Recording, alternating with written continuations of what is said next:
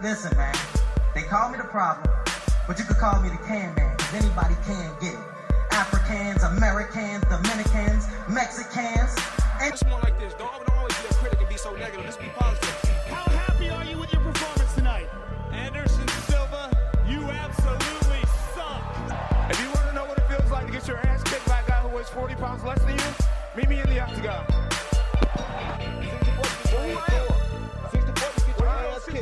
64, I kick your ass. Why kick? Fight. You gotta be prepared to lose your nuts.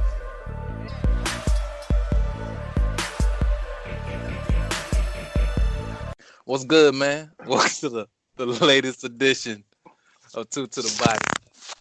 That was I'm one half of your host. It's always I, man. I've never been able to do a good intro for this show, this Two to the Body show. As you know, since you've been listening, I'm One Way Renzo, and the guy on the other end is none other than Money Mark, man. What's up, Money Mark? What's going on, guys? How y'all doing? Hey, yeah, calm down a little bit, man. Yeah, calm down a little bit out there, man. Are you saying that my intro lacked enthusiasm? I'm not saying your intro lacked enthusiasm at all. You was talking to the fans, trying to see how they was doing out there, and all I could hear was them screaming and stuff. Like if I put the microphone back, you see how they sounding out there. Oh, okay. Like, that was great. That was real great. It's going down. I'm glad you did that. You did that right there. Man, I do it for the fans, man. I do it for the fans. You know what I'm saying? Amen. The fans gotta have it done for them sometimes. You feel me? As long as the fans do it for you. No, the fans do it for me. Fans do it for me. I do it for the fans, and it's mutual. You know what I'm saying? We ain't gonna get no Me Too cases off here, man. Oh, okay. All right. Well, you decided to go there with the joke. All right. Hey, man, that's a nice. I mean, I went there with the joke because Avenatti, the lawyer that went against the president with the porn star, has now been indicted in two separate states on some Me Too. No, not Me Too, but some financial crimes. Part of those financial crimes are tied to Fruit of the Poisonous Tree. He could end up getting two of the charges against R. Kelly dropped because he's been arrested for extortion, so to speak. So that's how the Me Too movement ties in with everything. Fruit of the Poisonous Tree? Yeah, it's that kind of stuff. Oh, are you going to explain that or? Oh, my bad. I'm sorry. Fruit of the Poisonous Tree, legally speaking, means if you obtain any kind of evidence illegally, that evidence can now be stricken from the record. Yeah. So you kind of just said that like we was just supposed to all just know what that means. I mean, I'm sorry, man. I usually spend all day talking to people that watch Forensic Files and stuff like that. So like who? Name one. Any kind of mom watches Forensic Files. So you're just out here talking to moms? Is that how that's the bag you in right now? Grandma? Mom talker? I mean, my aunts are moms. You're a grandma talker? Is that how I get down? Mom. My mother's a mom. Is that kind of how you get down in these streets? Hey, man, talking to moms? I know a couple bitches out here I be talking to that are moms. Oh, okay. Well, all right. Oh, man, that was a very awkward choice of words, but all right. I mean, you know it was an awkward choice of words. I just wanted to make light of the word bitches. Yeah, man. Because sometimes you just have to say it in reference to dogs. Because all too often it's just reference to women, and that's the wrong thing. Oh, okay. That's a rough save right there. I don't know if you stuck your landing, but all right. Let's continue. Check us out. Kerry Strug stuck hers, man. Olympic gold medal. But let's continue. Me Too movement ties in everything, but that's not what we're here for. This is Two to the Body. We're here to talk about body shots. We're here to talk about people getting punched in the face. We're here to talk about things like Wonder Boy getting stopped by Pettis, man. Like, wow. Just wow. What did you think about that fight? Watching the fight, it was kind of odd because I kind of looked down because I realized that it was one of those things that kind of happened in instance, and I looked down and I was thumbing through eBay trying to buy Tracy McGrady jerseys, and I see all of a sudden my wife jumps up and I'm wondering what's going on, and I see Wonder Boy on the ground and I'm like, what happened? So, I go ahead and I watch the replay and I see he does some sort of, weird off the cage Superman hook to the face. And as I was watching it, I was like, yeah, that's the only way you beat him. Yeah, right there. You got to do some stuff really like that. Man. Which kind of makes you kind of, look at him different because you just kind of realize like, oh, wait a minute. He is that good that you have to do that type of stuff. Yeah. You know what I mean? Like, he's not going to lose to, Jorge Masvidal. Unless Jorge Masvidal is going to do that. At least I don't think. I don't know. So you don't think Jorge Masvidal can beat him? I don't think so. They would have fought already. No, they didn't. They didn't fight yet. But... Nah, they haven't fought yet. They're in two different weight classes. I thought. Nah, they aren't. They aren't. They're in the same. Jorge Masvidal is just. That's right. He was hurt for a while. No, he was losing for a while. That's what it is. Jorge Masvidal. Yes, he lost to. Let's see, Damian Maia. He beat Cowboy. Cowboy was his last big win. No, before we talk about the recent one, but yeah, I mean, he lost to Maia, and I think he lost to one other person, and that's what's going on. That's what happened with Jorge Masvidal because the coming out party, Jorge Masvidal. You know how it works in fighting, where you have a guy who is good, essentially, potentially, but no one knows who he is. He's kind of like beating the no-name guys on the pre-cards and whatever the case may be. The coming out party was him beating Cowboy, and it was also the coming out party for Cowboy because Cowboy came into that division and he was looking decent. And yeah, he beat Cowboy, and then he was like, "Ooh, a big deal." And then he lost to Maia, which at the time Maia was submitting everybody. That was right around the time Maia and Tyron Woodley had that fight. And then he lost to somebody else. I just don't remember. And yeah, Darren Till. I don't remember who else he lost to. I guess I can Google it right now. Let's see. Let's take advantage of the actual internet being in front of my face right here, and bring up Jorge Masvidal's his record there. But like we always say, man, you need 2 wins in order to get that title shot. And you've always said it. I'm not necessarily sure that is just a given method. I put it this way right here. Jorge Masvidal just pterodactyl, saber-tooth tiger, Tyrannosaurus. Jorge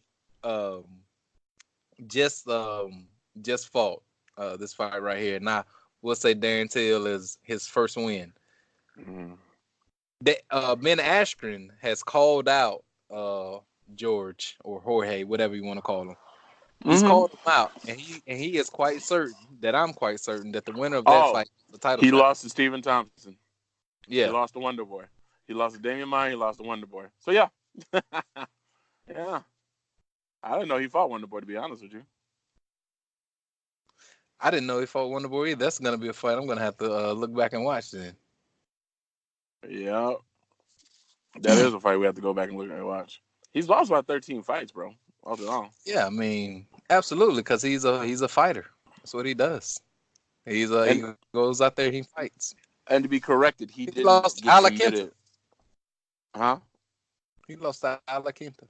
Alaquinta apparently beats everybody, except for your boy. I forgot his name. Except for Khabib. As long as he beats Kevin Lee, he's straight. Alaquinta is probably the best fighter in the UFC. He's probably the most underrated fighter in UFC. I mean, I would naturally disagree with you until he beat the mess out of Kevin Lee, who was like the most hyped, and for good reason. I mean, Kevin Lee did look great. I mean, he looked great against Ferguson. He looked great against, even though he lost, he looked great against. He survived Barbosa getting kicked to the dome, and then came back and beat him. GSP was talking about him on Rogan. So Kevin Lee looked great. And then, Alaquinta just came up and just, dotted his eye.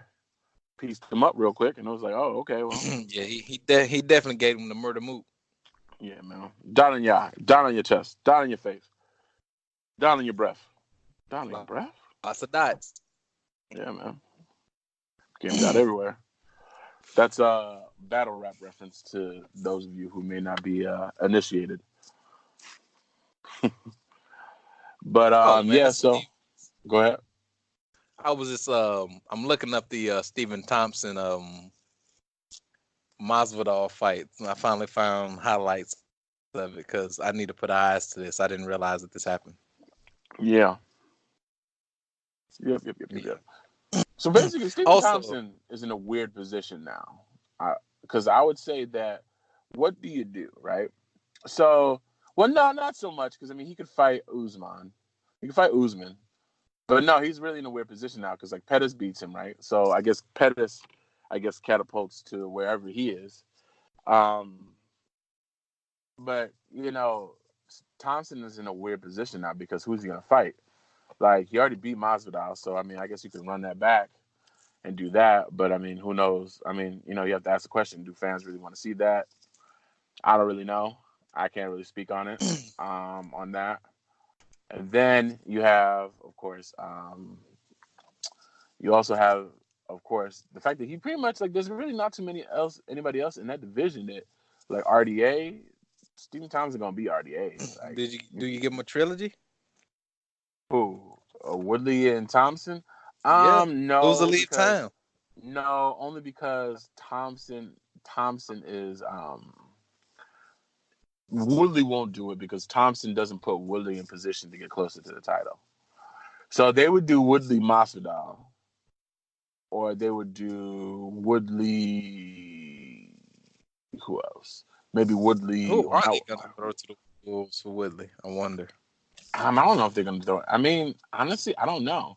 Because what it is this. I think they want to give your boy Usman the Colby Covington fight. I think they want to do that. Right? So I think the only thing that makes sense is to have Woodley fight Masvidal,